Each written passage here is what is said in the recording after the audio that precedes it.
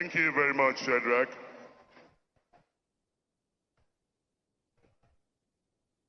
Your Excellencies, distinguished ladies and gentlemen, at this juncture, I have the singular honor and privilege to invite to speak to us at this auspicious occasion the grandfather of modern Nigerian democracy, the president with the capital letter P, one president that never left anybody in doubt that he was in charge when he was the president of Nigeria. Ladies and gentlemen, I'm talking about the longest serving head of state and the president commander-in-chief of the armed forces of the Federal Republic of Nigeria. One of Nigeria's greatest prodigies and compatriots. Distinguished ladies and gentlemen, I'm talking about none other than former President Matthew Okonjo-Iweala Olusegun Obasanjo. A round of applause for him, please. The former head of state and the former president, commander-in-chief of the armed forces of the Federal Republic of Nigeria.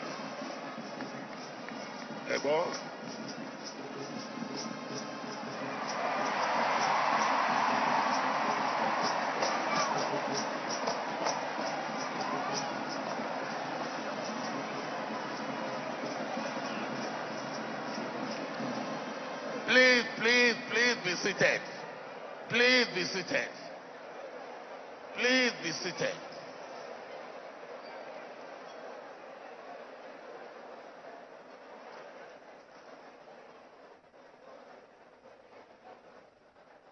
The chairman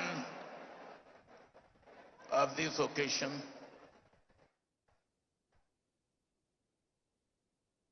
the governor of Anambra State,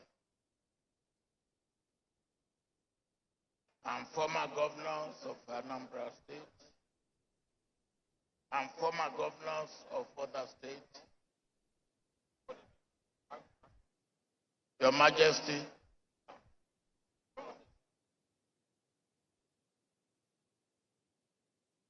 distinguished ladies and gentlemen, brothers and sisters.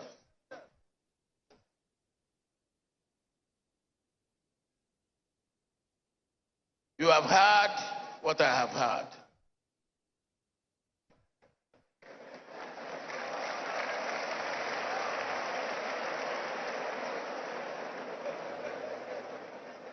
So you can judge for yourself. But I have a few things to say. First, the chairman asked us for permission to sit down. Chairman, we happily granted you permission. But it reminds me of late Chief F.R.A. Williams. He was given in a court. He was making a case for weight of evidence because he wanted to really make his case for that on that occasion, on the weight of evidence. After he has laboriously made his case, he sat down and the chair collapsed. He said, that is the evidence of weight. So your request was granted on the basis of evidence of weight.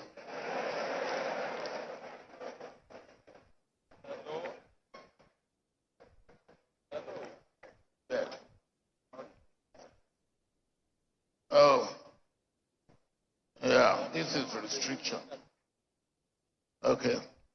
They have now said I cannot move outside this restricted area. I will try and keep within that.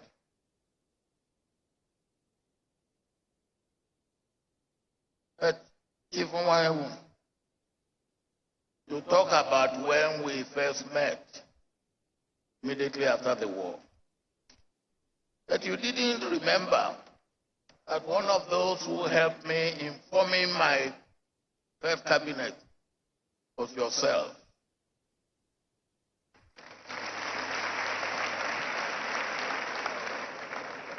And I thank you for it.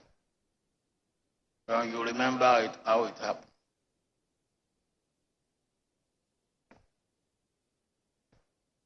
Let me come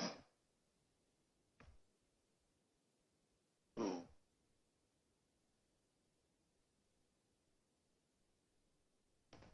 Soludo.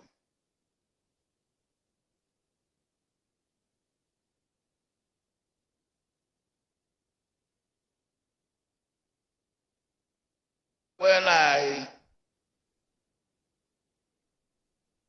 had Chukwuma working with me as my economic advisor, we worked very closely together. And he never one day misadvised me. Not one day.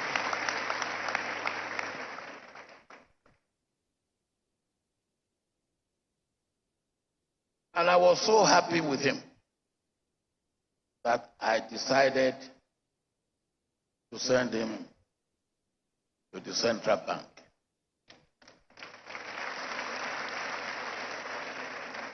He was the second Nigerian who was not a commercial banker of some sort sent to the central bank.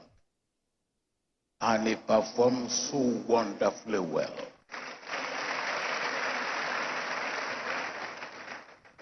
But on one occasion, soon after I appointed him, somebody came to me and said, "Wow, you have ruined the economy of Nigeria." I said, "How?" He said, "An Igbo woman, Minister of Finance, an Igbo man, Governor of Central Bank. Then you have really completed the task of running the economy of Nigeria." Now, I don't know why he said that, except for what I can call Igbophobia.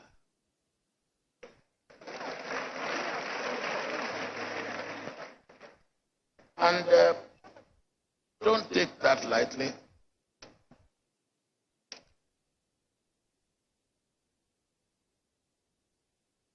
It remains, it persists.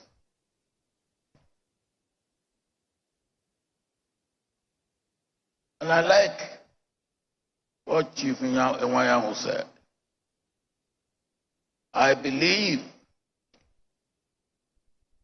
on the 13th of January, 1970, Biafra died and was buried, actually in the house of my friend here, Chief Simon Okeke in Amici.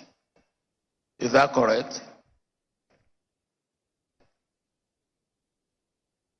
But when you have this type of thing that was said to me, and the type of thing that you know is going on, what I call, as I have just called it, what do we do with it? I believe we have to go back to the scripture, which says we must conquer evil with good.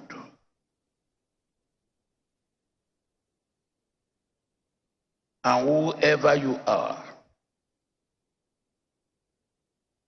wherever people are being afraid of you, must make yourself friendly to those who are afraid of you and earn their friendship by being good to them. And that is what we have to do. I have personally experienced that. And nothing wins friendship like you being friendly.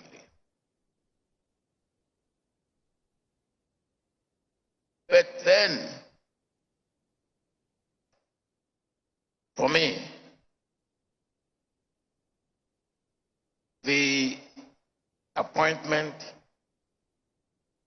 of Ngozi Okonjo-Iweala and the appointment of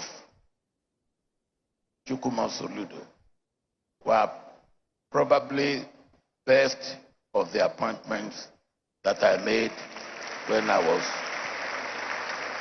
president. I used to have fun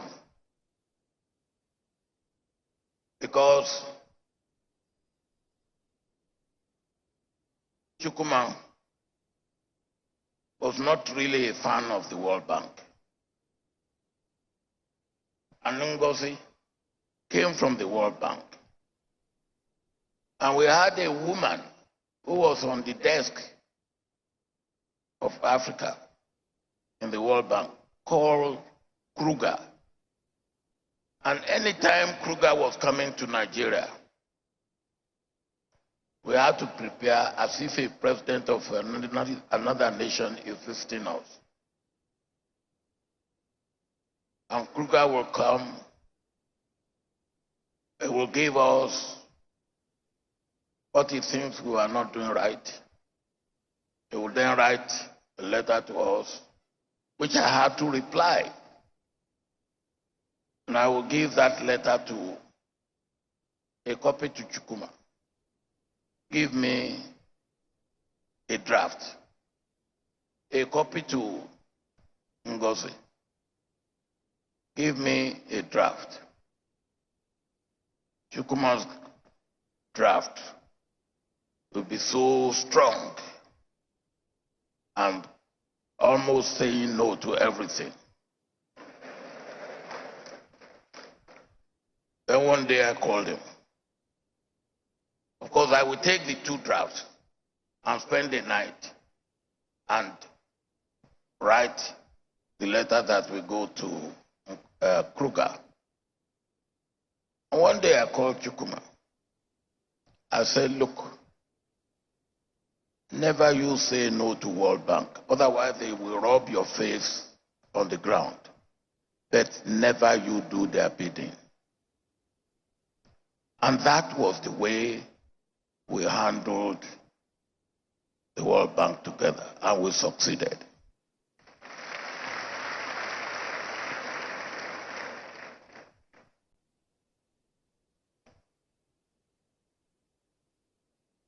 Chukwuma was a good economist, and he turned out to be a good central bank governor. Because central bank is not like a commercial bank. Central bank is for development. And part of the problem we have suffered in the past, and we are suffering today, is central bank has not performed its job as a development bank as it should have. Well, I left Chukwuma in the central bank, and as he himself has pointed out, I went back home. And I like what you have said about home. I will come back to some of the things you have said before I conclude. But Because of my experience with Chukwuma, I am acting for something greater in my mind. Until one day, he came to me and said he was going to contest election as governor of Anambra. I did not disguise my anger against him. And I said, Chukwuma, governor of Anambra, no, I see you for something national or international. What is this governor of Anambra? Of course, he said to me, you started this. You remember one morning when we were together, and I came for morning devotion, and I say, let us pray for the new governor of Anambra. And I snapped and say, what prayer are you making? Of course, my experience of Anambra then was Dr. Ngige and Chris Uba. And then you will not blame me for my reaction.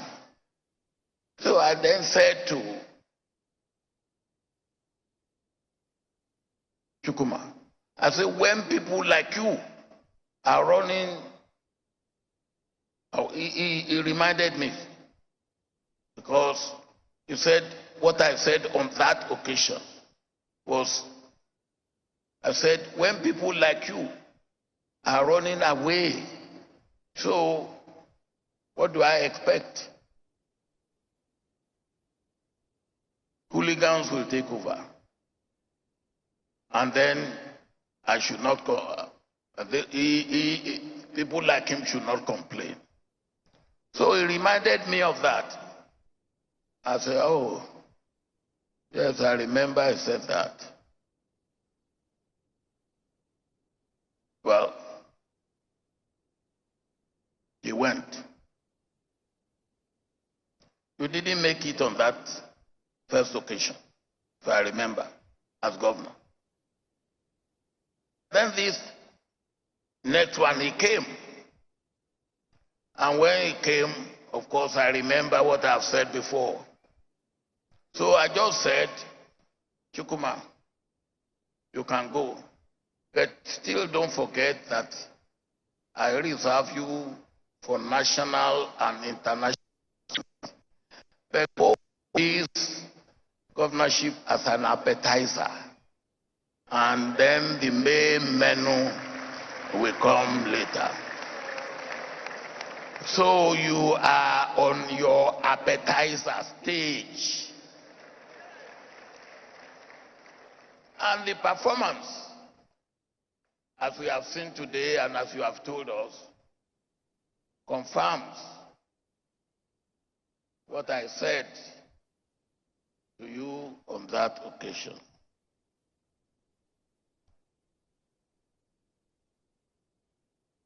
From what I've heard and what I have seen, you have not disappointed me. And I believe you have not disappointed the people of Anambra State. I like the 5 items, and you know me. I believe any item that you want to deal with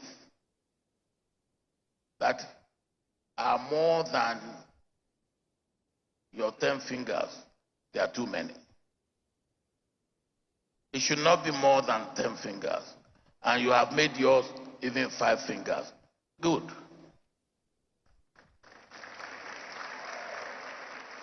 And you can easily follow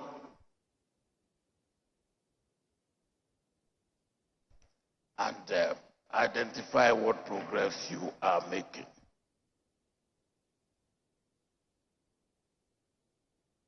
I commend you for that. But let me, on that, talk about your first item, infrastructure and economic transformation. From what you have said to us and from what we saw, particularly on road infrastructure, you are making progress.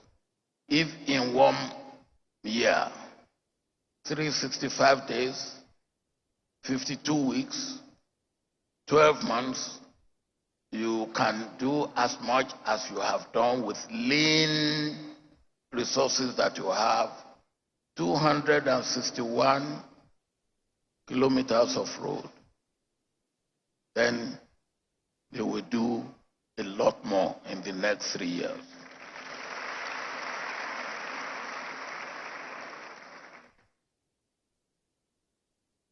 But I like the point you make about agriculture. I don't talk about agriculture now, I talk about agribusiness.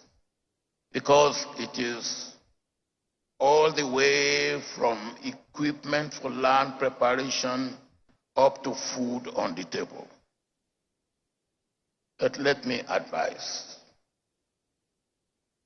please, on agriculture, let us take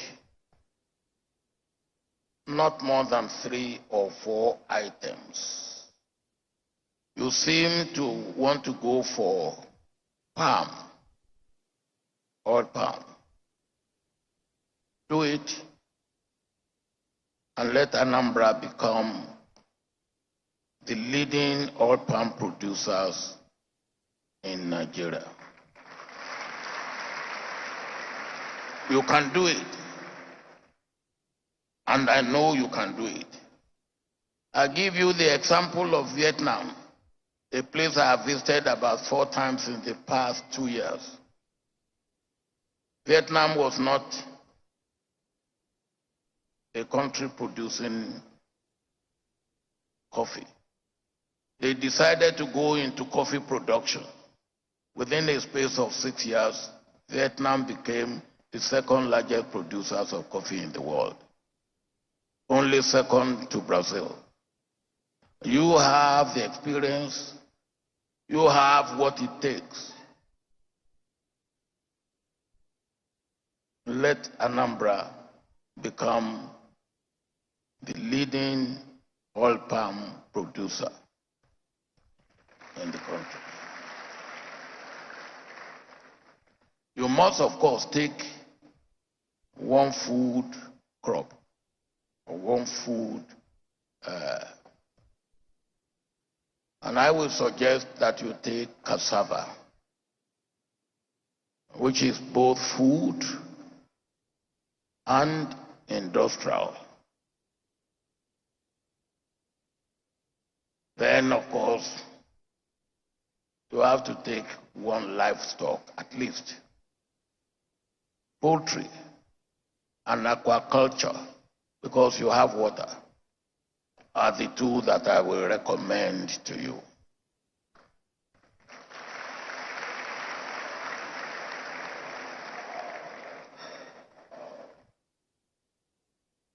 On human capital development, you have put it in your statement. You want to develop for home, and you want to develop for export. Human capital development. And everything you have said about that, I very much commend your effort. But when we develop our human capacity for export, It's not a waste. In fact, the experience they bring back, the outreach they get, the intellectual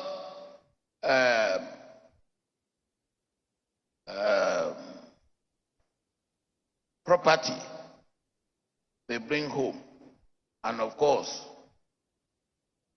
the money they send back home is very, very important. And like you have said, east or west, home is the best, and they will also be looking forward to coming back home. And what you are doing at home will be indeed very important. Let me just talk and mention two things about manufacturing or industry. You talk about drug manufacturing, storage, and marketing. Why can't Anambra State also be the drug manufacturing center for Nigeria?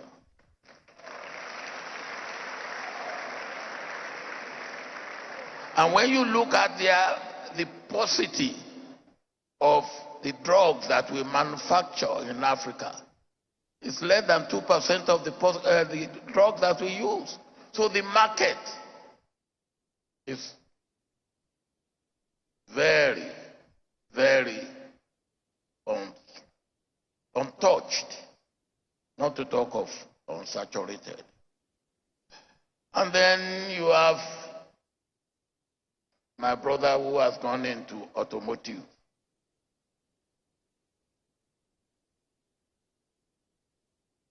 When I was military head of state, we have automotive in Ibadan, in Lagos, in Kaduna, in Enugu. They are today all dead. And the reason why they are all dead is because they were all left in the hands of government. That's why I'm happy that the one that is happening here is private sector led.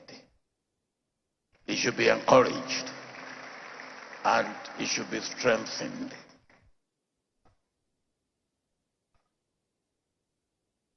Let me also say one thing. Talent. As you know, I am a talent hunter. I just go for talent. You know, anybody can be put in any place, but anybody cannot be a performer. To perform, you need certain attributes, certain competence, and talent is one of those things that you need. Let us develop talents and use them locally. Let them even be used in the private sector, in government, in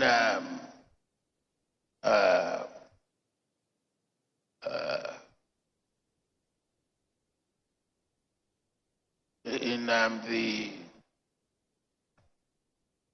private sector and in the what do you call it?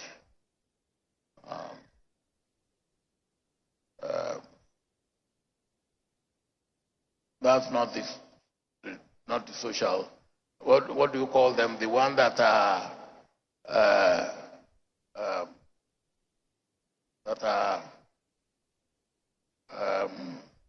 not public, not private. The third one. What do you call them?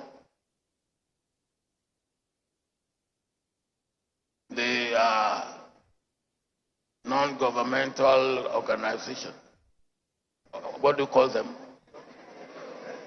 NGOs. Yeah, but you have a word for one word you use for them. Huh? What do you say? Yeah, but the NGOs, and we need talent, whether in the private sector, in the public sector, or in the NGOs. And we can search for them, we can develop them, and we can make them serve our purpose.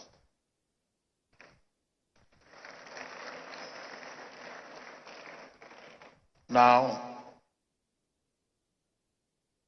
I want to thank you for making me part of this. I want to thank you, Chukwuma, that when we work together, you are a true, loyal servant, a true performer. And you've shown it here. So I still believe that after you are finished here in Anambra, which is an appetizer, you will still have to get the menu, the main meal, or what do they call it? What they call it, after the appetizer, what do you have? The main menu. The main course, thank you. You will still have the main course. For me, either internationally, preferably, or nationally. I wish you well.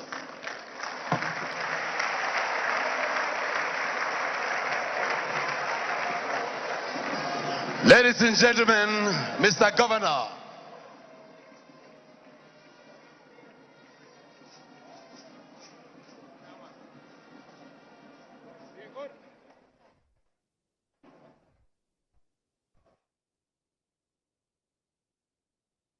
Ladies and gentlemen, the oracle has spoken. Can we put our hands together for our delectable elder statesman, a president of this country for 8 years. He is also the Oga of our Oga.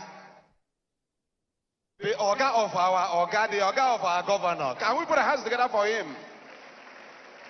This is a clinical endorsement of the governor's achievements within 1 year.